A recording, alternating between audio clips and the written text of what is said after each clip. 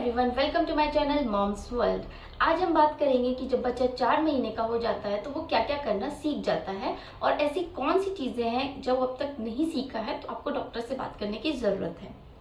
Actually जो मेरा baby है वो 4.5 मंथ्स ओल्ड हो गया है, तो I thought this the right time to make this video, शायद किसी के लिए हेल्पफुल हो सके।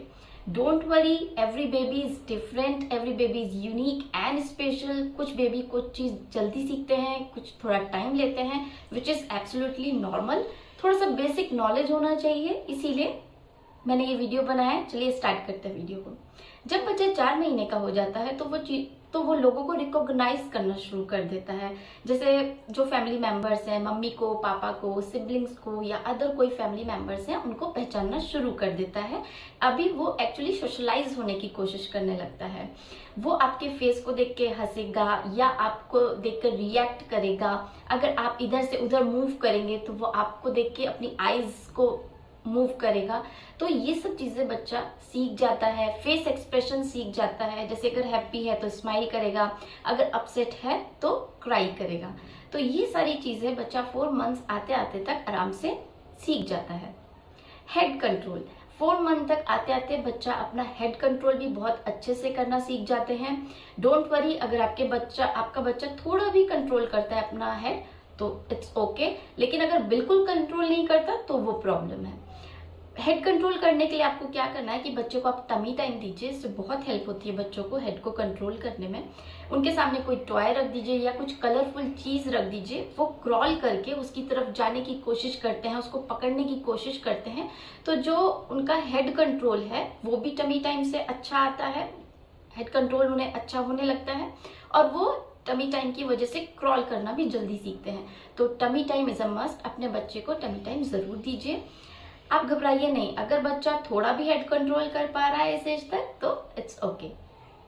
बच्चे की होल्डिंग कैपेसिटी बहुत अच्छी हो जाती है इस टाइम तक। जैसे कि आप देखेंगे वो आपकी फिंगर्स को पकड़ने लगते हैं या अपने ही हाथ को ऐसे करके पकड़ते हैं, टॉयज पकड़ते हैं, क्लोथ्स पकड़ते हैं। तो उनकी होल्डिंग कैपेसिटी काफी अच्छी हो जाती है। अगर आप पास जाएंगे तो आपके वो हेयर्स पकड़ लेते हैं और इतना तेज पकड़ते हैं कि छुड़ाना मुश्किल हो जाता है। तो एक अच्छी होल्डिंग कैपेसिटी भी उनकी अब तक हो जाती है। स्माइल एंड गिगलिंग, बच्चे इस एज तक आते आते तक स्माइल देना शुरू कर देते हैं। अगर उनको कोई चीज अच्छी लगती है, अगर आप उनसे बात करते हैं तो वो स्माइल देना शुरू कर देते हैं। हैप्पी होते हैं तो स्माइल देना शुरू कर देते हैं। एक्चुअली दे स्टार्ट कम्युनिकेटिंग, ये उनका सोशल स्किल है जो धीरे धीरे डेवलप होता है। वो बात करने की कोशिश करते हैं और आपके साथ प्ले करना चाहते हैं। तो इस स्टेज तक ये उनको आ जाता है।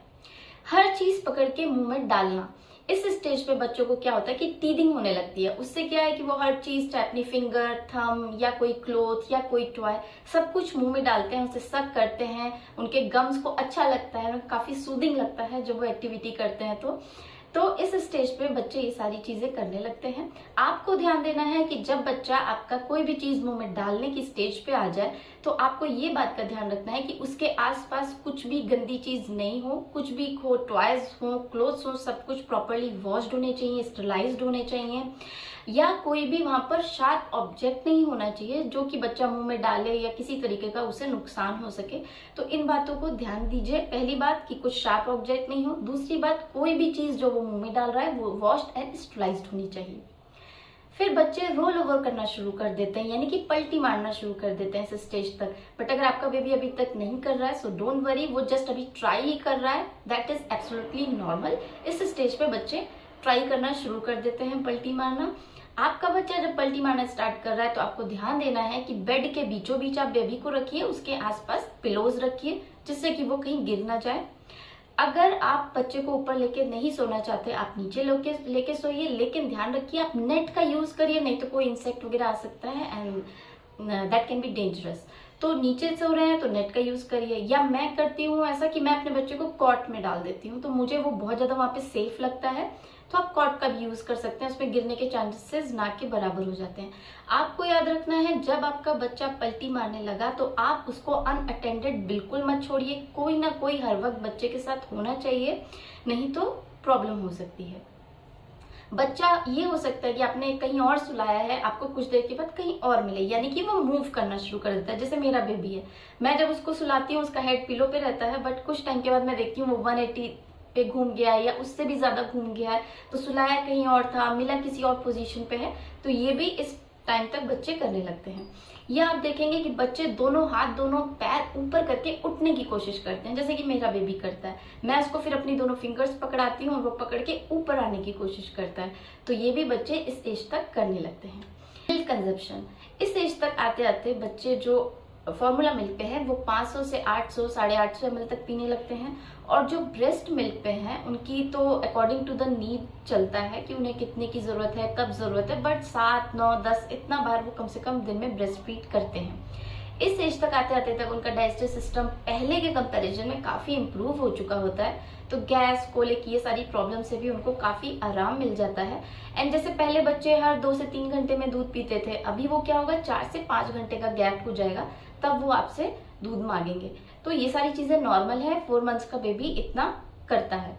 स्लीप, बच्चों को प्रॉपर स्लीप बहुत ज्यादा जरूरी है, लेकिन पहले जब बच्चे छोटे थे तो वो मैक्सिमम टाइम सोते रहते थे, बट अभी क्या है बच्चों का 14 to 16 आवर्स तक सोने का टाइम हो जाता है।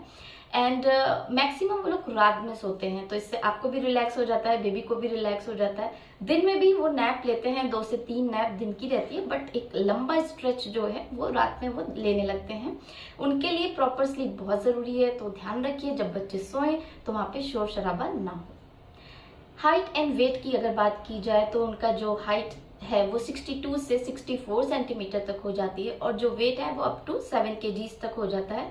और जो गर्ल्स हैं उनका वेट बॉय से हमेशा कम रहता है, but don't worry, baby to baby ये चीजें वेरी करती हैं, आपको इसमें परेशान बिल्कुल भी नहीं होना है। और अगर आपको कोई भी कंफ्यूजन लगता है, आपको बेबी किसी तरीके से लगता है कि नॉर्मल नहीं है चीजें, आप immediately talk to your doctor.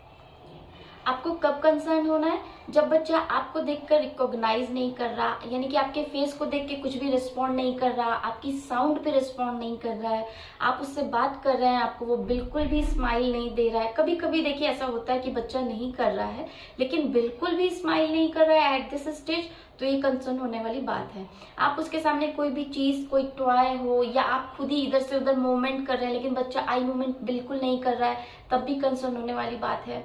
या बच्चा अपना हेड कंट्रोल बिल्कुल नहीं कर पा रहा है, थोड़ा कर रहा है इट्स ओके, लेकिन बिल्कुल नहीं कर पा रहा है, तो भी कंसर्न होने की बात है। या बच्चा कोई भी चीज होल्ड नहीं कर पा रहा है, टॉय हुआ या आपकी फिंगर हुई या कोई भी क्लॉथ हुआ, बिल्कुल होल्ड नहीं कर पा रहा, बिल्कुल ताकत नहीं लगा पा रहा, तो आपको परेशान होने वाली बात है, तब आप अपने डॉक्टर से जरूर बात कीजिए। तो this was the video. I hope you liked the video. If you liked the video, please like, share and subscribe to my channel. And very thank you जिन्होंने मेरा चैनल सब्सक्राइब किया है। Actually 200 सब्सक्राइबर्स हो चुके हैं, so please stay tuned with me for more such videos.